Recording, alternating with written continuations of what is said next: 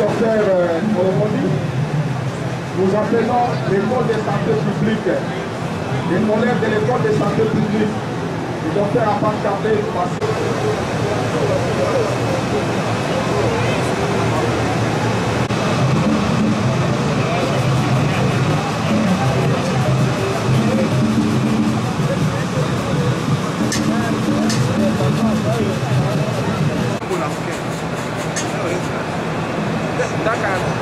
Será contacto la mamá, algo que no, que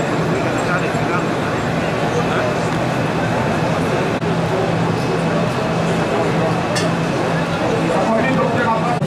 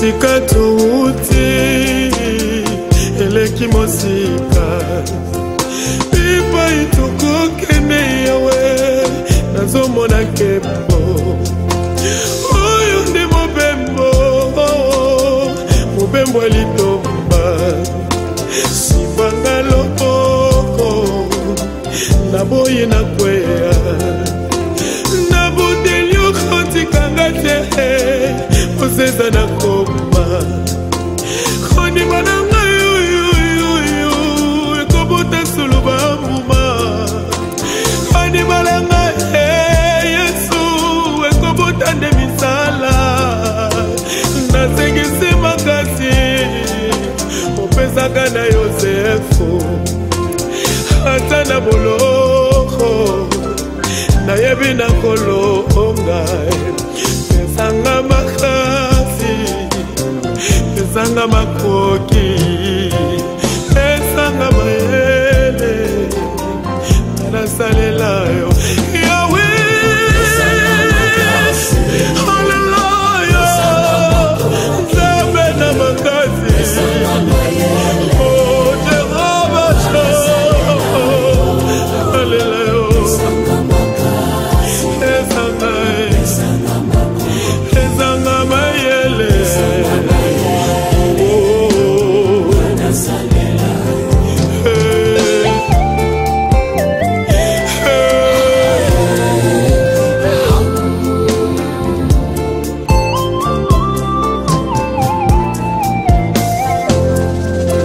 Mosika touti Osundola ngaite Pipa itoko kende yawe Nazomone longa Oyo te mobembo Mobembo ya bolingo Oyo nde mobembo Mobembo ya litomba Nasengise makasi Pesaka na bandoma Hata baboloko Na yebi na kolonga Pesanga makasi Pesanga makoki Pesanga mayele Ngana salela yo Mokano nga inazuwa Eza ya motema Nakotika yote Nabemye kulusu Nasengisi makasi Ya kozela bilaka Hata ya umeli Na yebi na kosimba Pesanga makasi Pesanga makoki Pesanga mayele Ngana salela yo Mokano nga inazuwa Eza ya motema Nakotika yote Nabemye kulusu Nasengise makasi Ya kozela bilaka Yesu Hata ye umeli Na yebi na kosimba Pesanga makasi Pesanga makoki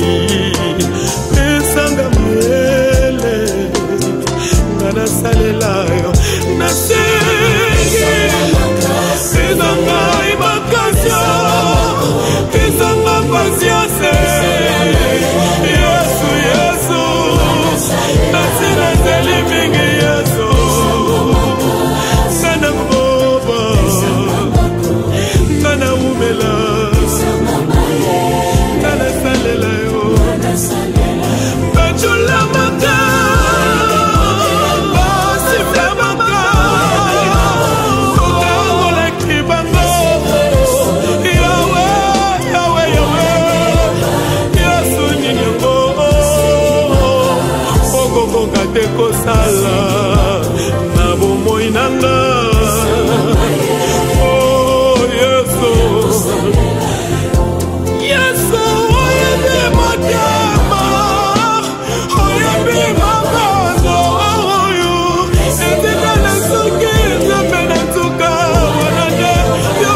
Nzambe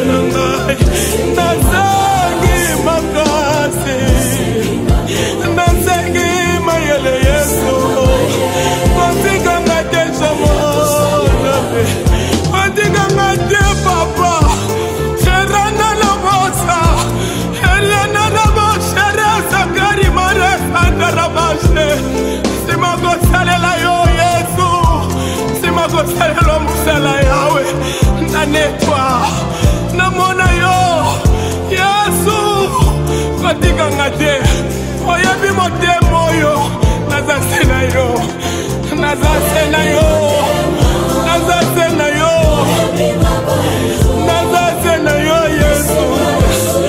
Yo nde nyonso, yo nde nyonso. Yesu pesanga makasi, pesanga makasi. Remanara baseya. I give you all my soul, I give you all my heart. For the works of glory, I belong to you, God. I can trust everything, you're the only true God. Lay your hand of blessing, Baba, follow me every day. Hallelujah, hallelujah.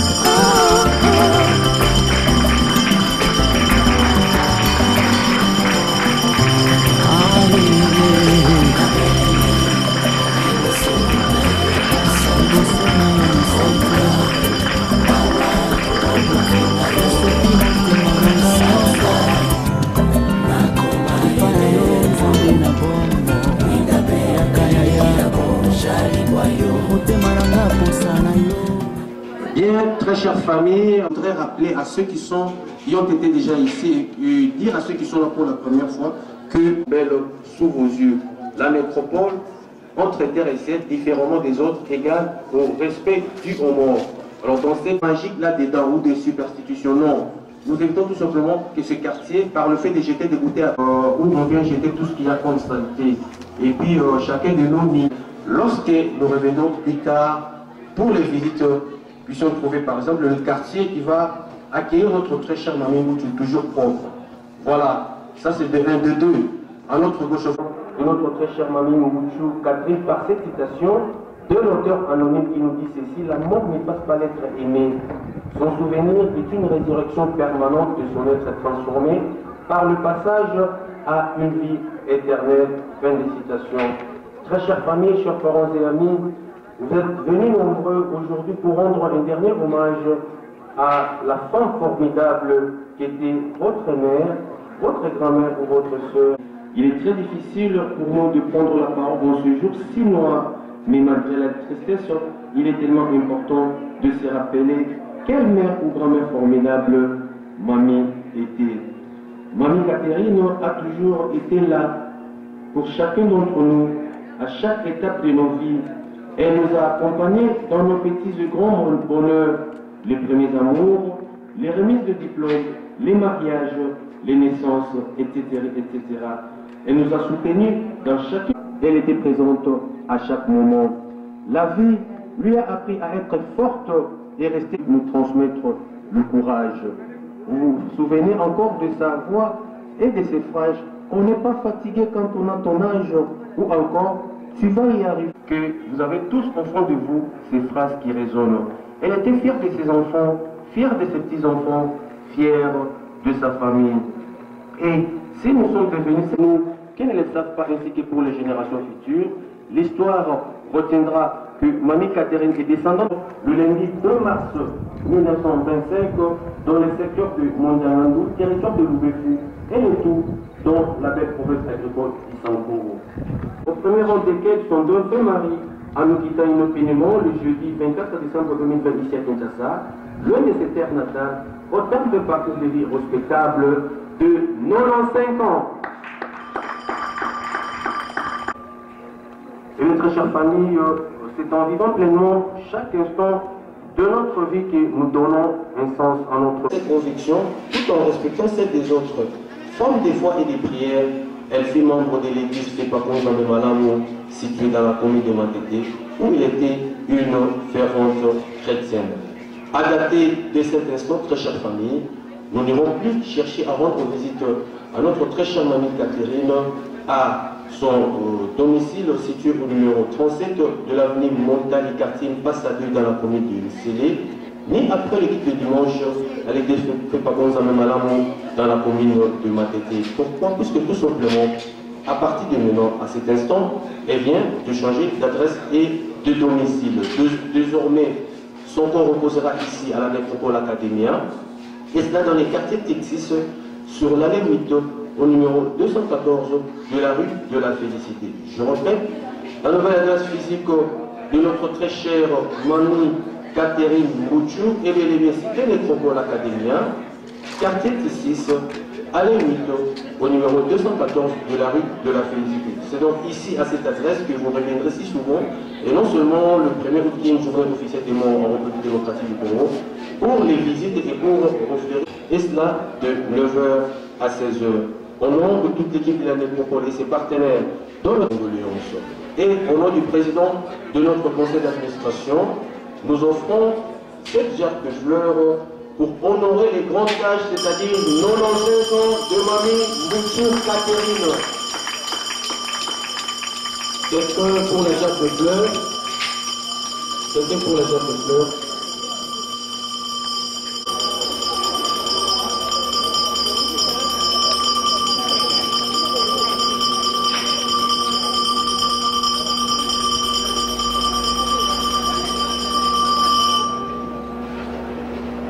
Merci beaucoup. Maintenant que Mamie mérite la paix et le repos éternel et que la séparation d'avec elle s'impose à notre conjoint là-haut.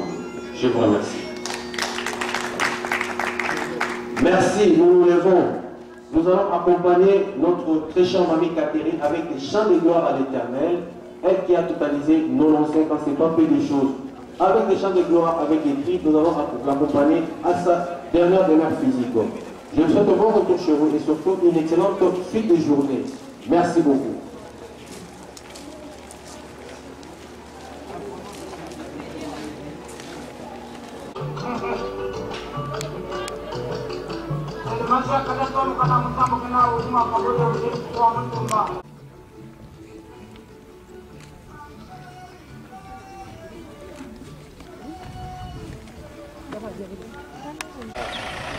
Voilà.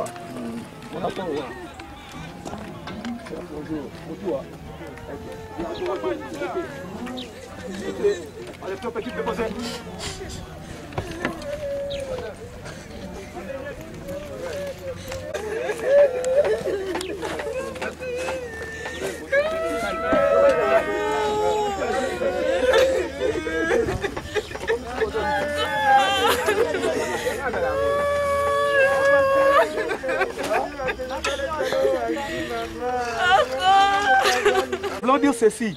Nous allons tout d'abord faire la descente du corps de notre très chère maman Catherine. Et ensuite, la parole vous sera accordée. Un mot de la famille, soit une courte prière.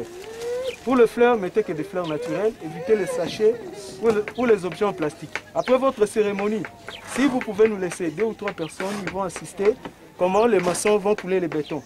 Ça prendra que 45 minutes. Au cas contraire, vous pouvez partir, revenir demain ou après-demain, voir comment la nécropole va vous rendre service. À votre retour, s'il vous plaît, chère famille, nous insistons, prenez les allées jusqu'à atteindre la petite porte là. Pour la simple raison, ici à la nécropole, nous avons un principe qui est le respect dû aux morts. Voilà pourquoi nous insistons pour honorer nos chers disparus. Merci pour votre compréhension. Chers collègues, nous allons saluer notre très chère maman Catherine qui vient de nous quitter. Pour le salut, salut. Prêt pour saisir la corde? Saisissez. Prêt pour soulever? Soulevez.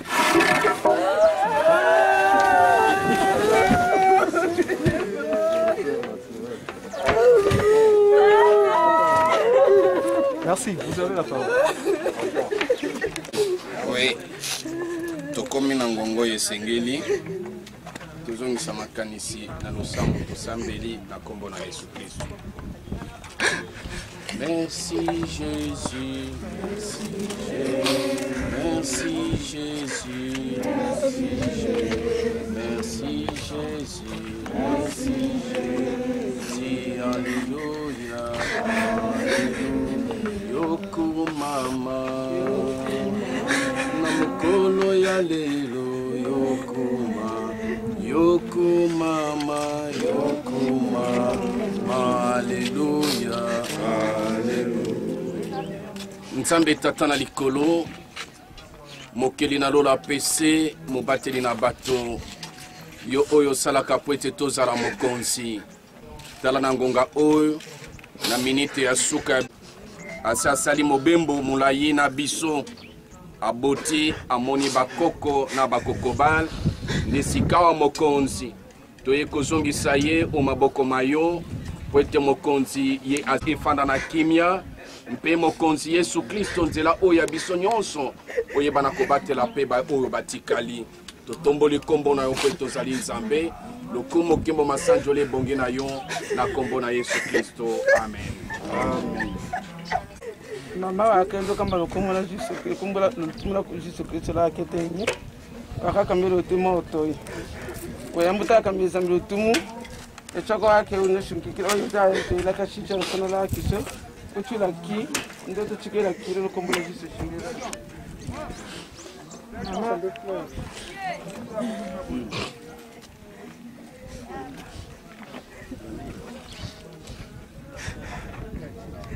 mais samba kato pretewe Dieu qui l'a quitté de ta part, il y a une fula, ça change là, d'ailleurs, l'eau était n'a été pour taler, je suis en train de la chocolat, ça sent le sac, mais là, comme mon colombele, on a attaché le beau, par le lien pour hang et un aïe, mais tu as vécu dans l'humilité totale, et je sais que même devant Dieu qui va être on connaît, on doit être là, comme nous, il y a comme face à toi, maman. Atuto kuhe punju niko fudu da jaka nandi pokola jaka nandi la haku atukuke punju do kumbula busu ambushikara kikamel lukami yakasi kwa mama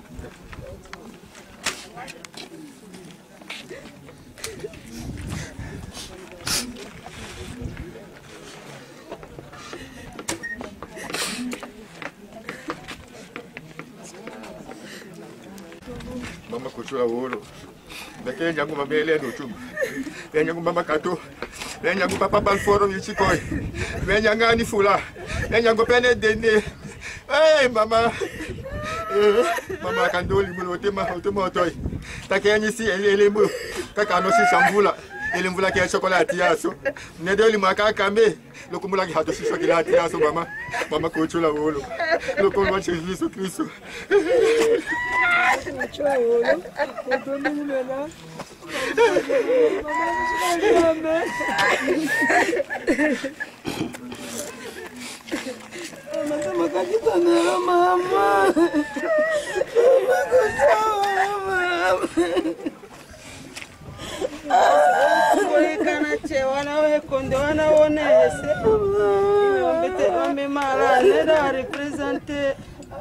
Kuchaolo, lo saca le choco chacata tusha.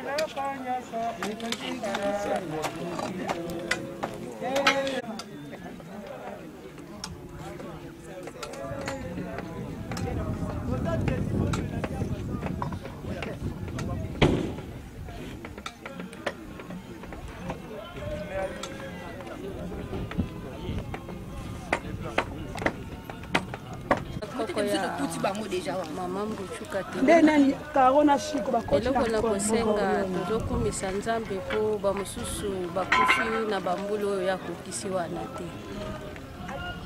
Eloko na kosenga na libota bolamu oyo mama Mbuchu azalaki nango ya kokabola te, ya kozwa koko nyonso aza koko, kotuna oyo ya leki oyo ya nini te, bizaleli wana biso mpe tozala nango. Po biso pe to vivre na mikolo oyo ye a vivre. Merci.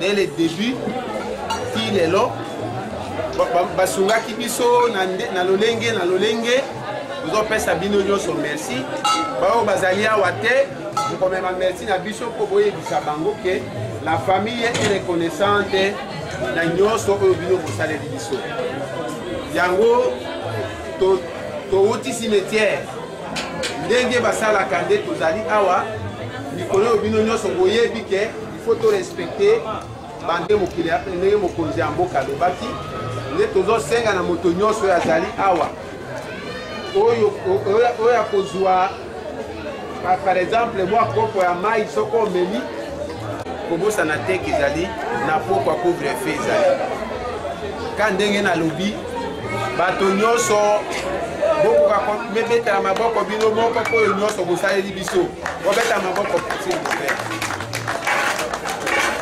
Ok, merci beaucoup, bon appétit.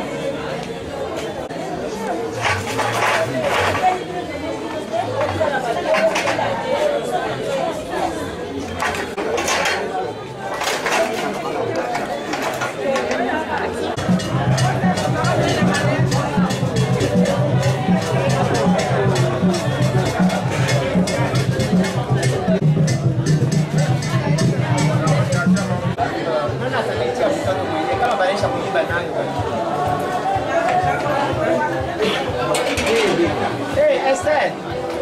Esther!